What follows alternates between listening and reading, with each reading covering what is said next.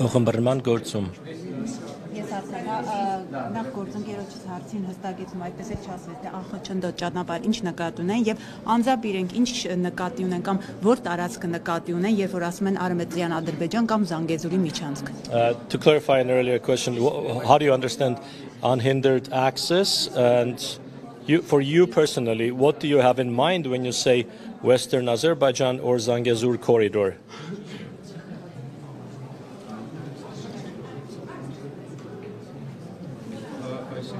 Ես կարծում եմ առաջին հերթին հետևյալը անխոչնդոտ հասանելիություն ԱՄՆ-ն պետք է ապահովի, դա ԱՄՆ-ի պատասխանատվությունն է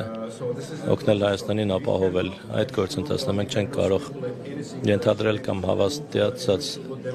լինել Ադրբեջան-Հայաստան, ԱՄՆ-Հայաստան բանակցությունների պարագայում, այսինքն ժամանակ անցնի եւ ժամանակի մեջ կտեսնենք թե պրակտիկայում ինչ կնշանակի անխոչնդոտ հասանելիություն, արդյոք դա կնշանակի էլեկտրոնային այնպիսի համակարգ, որ անձի ստուգումներ չլինեն, թե արդյոք դա կնշանակի այլ ինչ-որ մեխանիզմ կողմերի միջև դա ապահովելու համար։ Ինչ վերաբերում է Sorry, can you repeat that? When it comes to Tripin կամ Զանգեզուրի միջանցքին, ես կարծում եմ Զանգեզուրի միջանցքը ավելի լայն հասկացություն է Ադրբեջանի համար։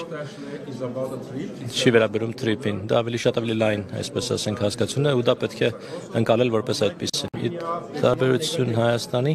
դա չունի բացասական նրբերանգ, երբ մենք ասում ենք միջանցք եզրույթը, Հայաստանը ունի ըստիս այլ ընկալում, մարդիկ միջանցքը այլ կերպ են ընկալում, Ադրբեջանում այլ կերպ են ընկալում։ Խնդրում եմ վերջին հարցը պետք է շտապենք։ Final question, we have to go back in. Ներսում այն կարմիր գծերը, որոնց հետ աշխատանքը անգամ Ադրբեջանի ղեկավարությունն է դժվար տանում եւ ինչ քայլեր են ձեռնարկում։ What are the red lines within Azerbaijani society that are hard for even the Azerbaijani government to deal with, the red lines? And what is the government in Azerbaijan doing to work with these red lines? Yes, unlike Որոշ տարածված Հայաստանում տարածված կամ Ադրբեջանից դուրս տարածված խոսույթների կա հստակ հասարակական կարծիք ամեն ինչ չէ որ վերևից ներքև է աշխատումը կառավարությունը պետք է ականջալու լինի հանրային կարծիքին ինչպես գործընկերս արդեն նշեց ընդ որում կարող եք նաև դա ստուգել սոցիալական ցանցերում Facebook-ում, YouTube-ում տարբեր մեկնաբանություններ կան Ադրբեջանի օգտատերերի ոչ բոլորը կարող են գոհ լինել հաշտեցման փաստը, որովհետև շատերի համար տրավման եւ վերքերը դեռ թարմ են։ Նայո Վաշինգտոնյան հանդիպումը շատ լավատեսություն ներարկեց։ Այս իմաստով հետաքրքիր դինամիկա կա երկու երկրների միջև, սակայն